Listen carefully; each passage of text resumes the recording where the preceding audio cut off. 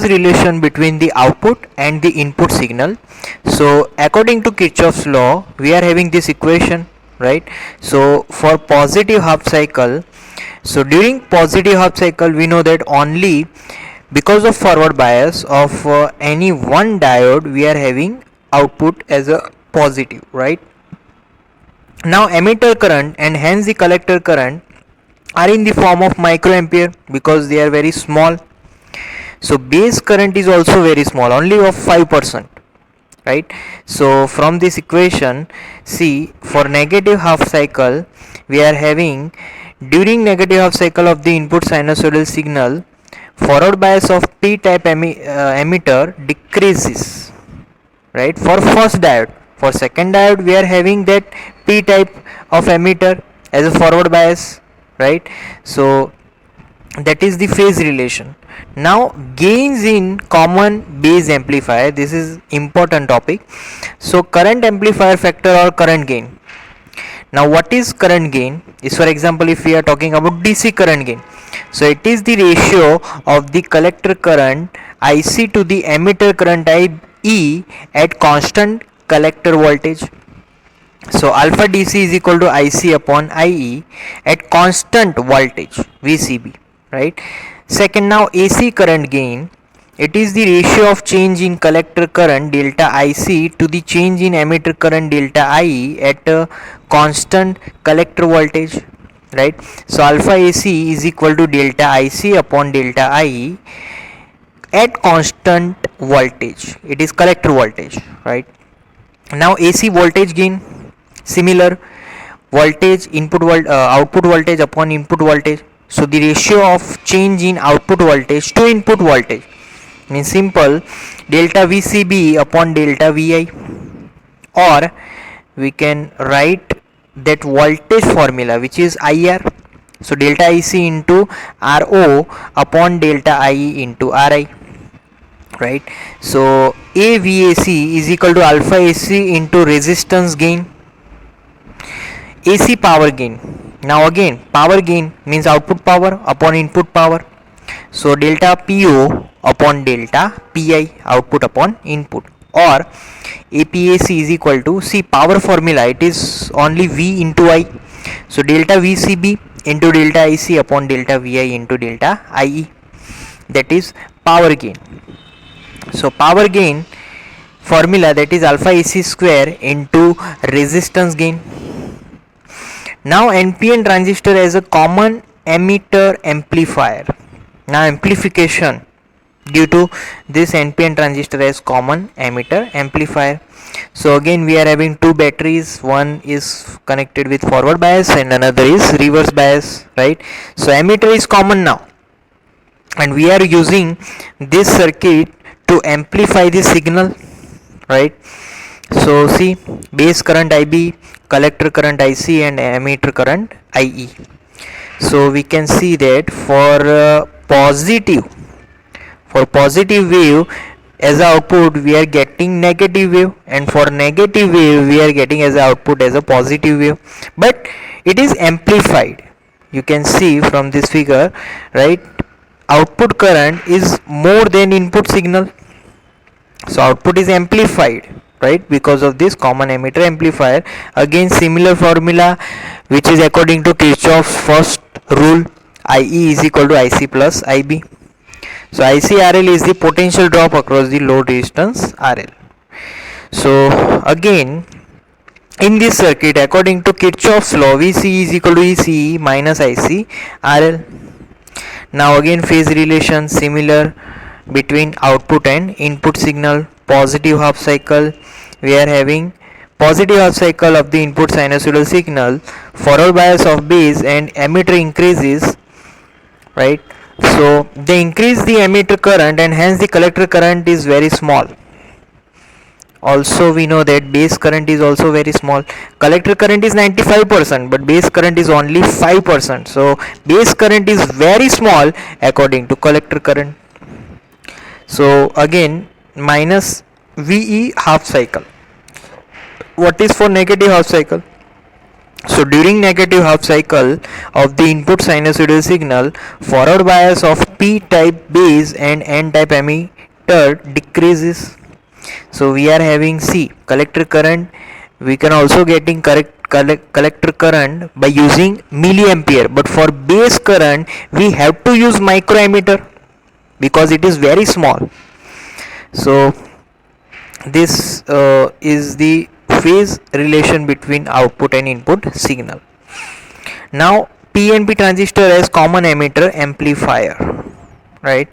So PNP transistor, now see again same circuit, again input should connect with forward bias and output is in reverse bias. Similar load resistance having voltage drop ICRL, right? So amplify. Now our circuit, again for positive wave we are getting negative wave, and for negative wave we are having positive waves, right? So similar according to Kirchhoff's law, again phase relation between these outputs and inputs all are same here, right? Because this is similar like NPN transistor. Okay, so gains in common emitter amplifier. Now different gains, like first current gain. So DC current gain, it is again ratio of collector current to the base current at constant collector voltage, so IC upon IB, it is our DC current gain. AC current gain, the ratio of change in collector current to change in base current at constant collector voltage. So similar beta AC, same formula delta IC upon delta IB VC. See, in DC current gain we are not using that change sign. Why? Because DC current gain we are having constant current value, but AC we are using that change value. Now AC voltage gain, so it is the ratio of change in output voltage, collector voltage, right, to input voltage, which is applied signal voltage, which is delta VI. So delta VC upon delta VI, that's our AC voltage gain, right? We can also write it is in the form of that Ohm's law, IR ICRO upon IBRI, but here we have to use that change sign because this is about AC, alternate current. So AB AC is equal to beta AC into resistance gain, right? So here also we can write AB is equal to GM into RL. Now AC power gain, again output power to input power. So APAC is equal to delta PO upon delta PI because of AC. Now power having formula VI. So delta VCE means collector emitter voltage into collector current upon input voltage into base current. So that is the gains in emitter. So last formula for that, APAC is equal to beta square. Because of power gain we have to use beta AC square into resistance gain. Then transconductance. What is transconductance? Earlier we used this term GM in that formula, right? So it is the ratio of the small change in collector current delta IC to the corresponding change in input voltage. So current upon voltage, but collector current and base voltage. So that ratio we call it as transconductance, we term it as GM. So we also can write that GM is equal to beta AC upon RI. It is its second form. So now relation between alpha and beta, which are gains, right? So from earlier equation IE is equal to IB plus IC, we have to divide with IC. So IE upon IC is equal to IB upon IC plus 1. So here, but alpha is equal to IC upon IE, that we discussed earlier, right? So we can put alpha in this formula, in our above formula. So beta, that we also know that IC upon IB, we can also put in this that formula. So 1 upon alpha is equal to 1 upon beta plus 1. That's our new formula in the form of alpha and betas. So beta subject, beta is equal to alpha upon 1 minus alpha, right? And if we subject alpha, then we get beta upon 1 plus beta. Now NPN transistor as a switch. Switch means we can on or off right? So here we are having circuit Vi.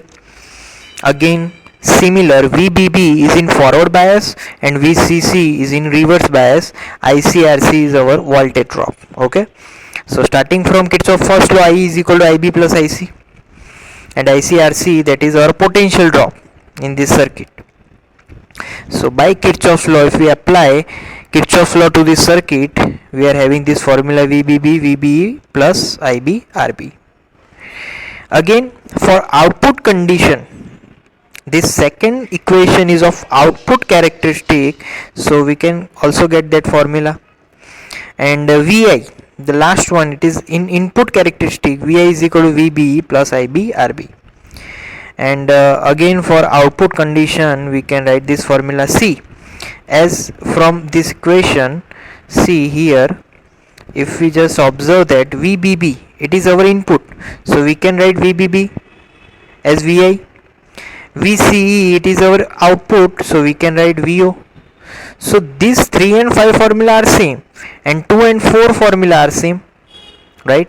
So see, if we draw the characteristic between VO and Vi, VO is our output voltage and Vi is our input voltage. So starting region is of cutoff region, active region, and the third one is saturation region. Now transistor as an oscillator. Now what do you mean by oscillator? So oscillator converts AC signal to DC signal, which is exactly opposite to that rectifier. Rectifier converts DC to AC, right? So here change happens because of oscillator. See, we are drawing graph I versus T, current versus time. So saturation current that we get from this circuit. Now transistor as an oscillator. Yes, now for oscillation we have to use one inductor and capacitor. So why oscillator? Because in this circuit oscillation happens, and that oscillation in between this inductor and capacitor, right? So that's why we use this term as oscillator. Now this circuit is completed. See what happens here. So an oscillator, it is a device which can produce undamped electromagnetic oscillation of desired frequency and amplitude. So it means it just delivers AC output waveform of desired frequency from DC power even without input signal excitation, right? So here we are using inductor as well as capacitor, and when this key is closed, that means closed circuit, and this circuit comes to in working condition, right? So see here, it is undamped oscillations. Undamped oscillations mean without any loss of oscillations, because whenever simple pendulum just oscillate, there will be loss. It is called damped oscillation, but undamped without any loss of amplitude, it is called undamped oscillations, right? So here we are using two inductors, one L dash and another is L, right? So whenever L dash, magnetic flux link with L dash as well as L increases as they are inductively coupled, right?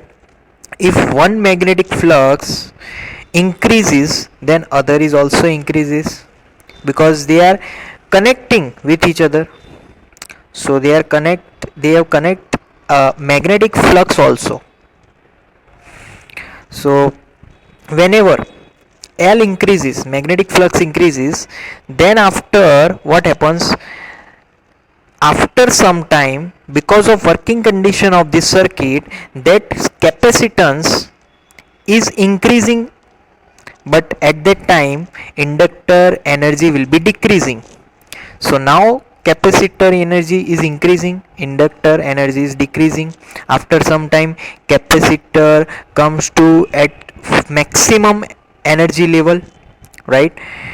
After that value, now again capacitor decreases its energy, Now that energy converted to increase the energy of inductor. So this increasing and decreasing continues on. That's why we call this circuit as a oscillator, right? Because oscillations happens between C and L. So whenever C is in the midway of the energy level, inductor is also at the mid portion of energy levels, right? So both are working accordingly with each other. If one is increasing, the other one is decreasing, right? So the frequency of oscillations is given by two components, L and C only. So that's why F is equal to 1 upon 2 pi under root L C, right? So here if we draw the graph bit I versus T, so after so many time, means after some time, for them oscillations always uh, that amplitude of a signal will be decreasing in dam oscillation. But if it is undam means amplitude remains constant.